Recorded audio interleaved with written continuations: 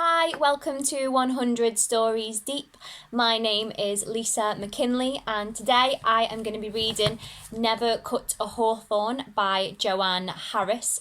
That is from this collection of tales called Why Willows Weep. If you like this story and you'd like to read some more from this collection, there is a link in the description below and you can find where to buy it there. Also, don't forget to hit subscribe and hear more stories that we have to offer. So here we go. On the sunny side of Red Horse Hill, in the corner of a field, there stands an ancient hawthorn tree. No one knows how old it is. No one, not even the other trees, remembers a time when it was young. Most of it is already dead, but a single living branch survives, blossoming in springtime, producing a handful of haws in the autumn when the leaves turn. The fallow field in which it stands belongs to a woman who lives alone. She is old. She has always been old. Her hands are clumps of twisted branch. Her hair is white as blossom. Her skin is brown and cracked, and her eyes are bright as haws in the sun. Every day, rain or shine, she sits in her rocking chair on the porch.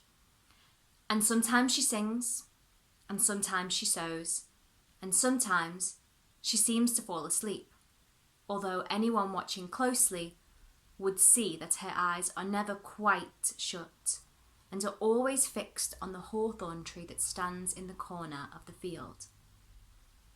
She remembers a time when she was young, many, many years ago. She does not count the years anymore, but marks the seasons as they pass, in blossom and leaf, in fruit and fall. May was her name in those distant days, and everybody loved her. Everybody? No, not quite. One young man never noticed her. He lived alone in a tiny cottage on the far side of the fallow field and seldom spoke to anyone.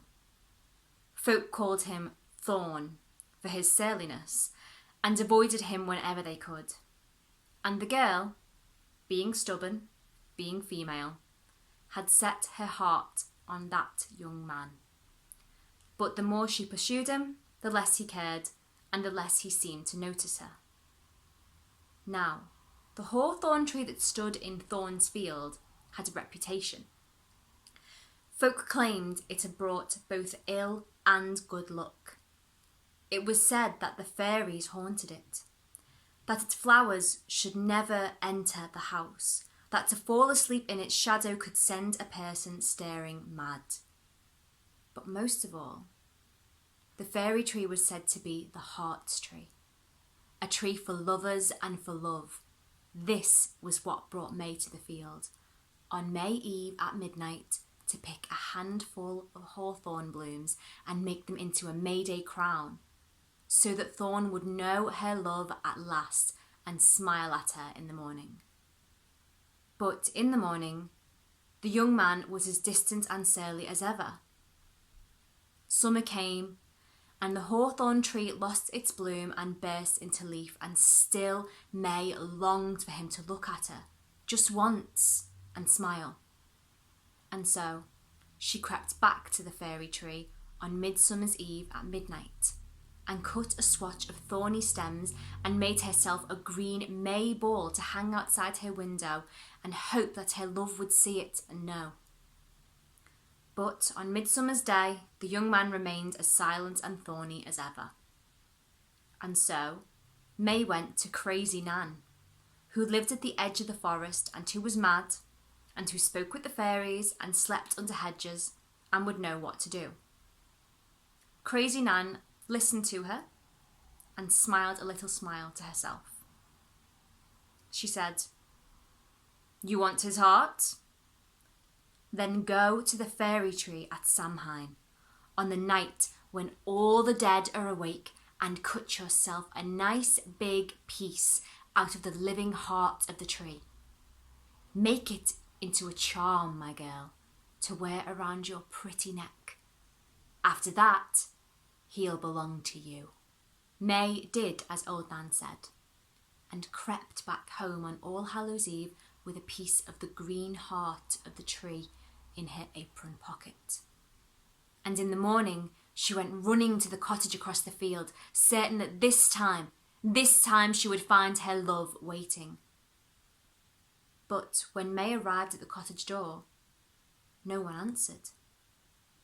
She went in and found Thorn lying on the ground, his shirt soaked through with his heart's blood. Horrified, May understood that the young man and the tree were one, and that her love was dying. She ran to the fairy tree and gave back the piece that she had cut, and bound it with strips torn from her skirts, strips of red flannel that fluttered and flew. When she returned to the cottage, Thorn was gone. Some say the fairies took him away. No one knows for certain. In any case, the tree survived. It stands there to this day, and folks still deck it with ribbons and bows, and the old woman tells this story. Of course, there's no telling whether it's true, but just in case, never cut a hawthorn tree or bring the flowers into the house, for love can send a person mad just as soon as sorcery, and it's wiser by far, the old folks say, to have nothing to do with either. So that's it from me. Thank you very much for listening.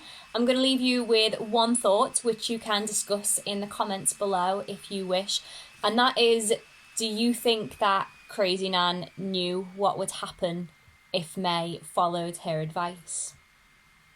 Thanks very much. Bye.